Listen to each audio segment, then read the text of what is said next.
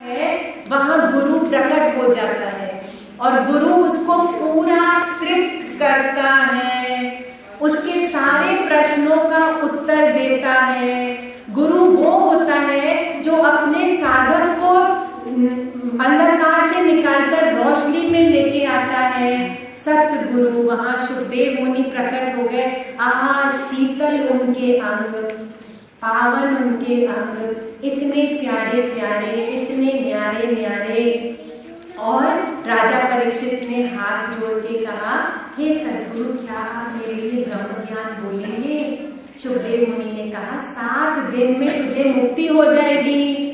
जैसे हम सब 7 दिन में भागवत सुनेंगे, हम सब की मुक्ति हो जाएगी। ऐसे ही गुरु ने परीक्षित को कहा कि तुम्हारे प्रश्न सब साधकों के लिए उत्तम है, तुम्हें मोक्ष प्राप्त होगा, लेकिन तुम्हें ध्यान योग का आश्रय लेना पड़ेगा।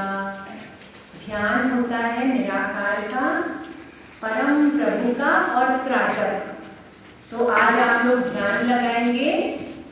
आप लोग क्या करना, गंगा के किनारे गंगा के साउंड पे त्राटक लगाना, ठीक है? और जो ध्यान योग है वो आपको गुरुदेव वरदान रूप में देंगे कि अच्छा। इसके बाद है एक कथा, ब्रह्मा जी की।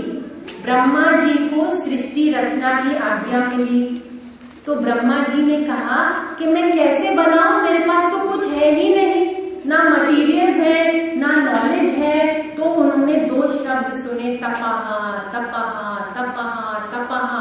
वो तप में चले गए ब्रह्मा जी। तप में उनको भगवान के दर्शन हुए।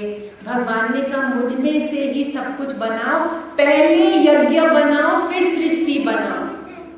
तो भगवान ने अपने शरीर में से यज्ञ का सारा सामान बनाया, जो फूल डेकोरेशन के लिए लगाते हैं, भगवान वो बन गए। भगवान हवन कुंड बन गए, भगवान घी के बर्तन और सामग्री के बर्तन बन गए, भगवान चम्मच बन गए, भगवान हलवा बन गए, भगवान आहुतियों के लिए सामग्री बन गए, भगवान दालें बन गए, भगवान अन्न बन गए, भगवान मीठा दाना बन गए, भगवान पूर्ण आहुति का नारियल बन गए, भगवान ड्राई फ्रूट्स बन गए, भगवान सब कुछ बन गए, यज्ञ के मंत्र बन गए, शुद्ध भाव बन गए।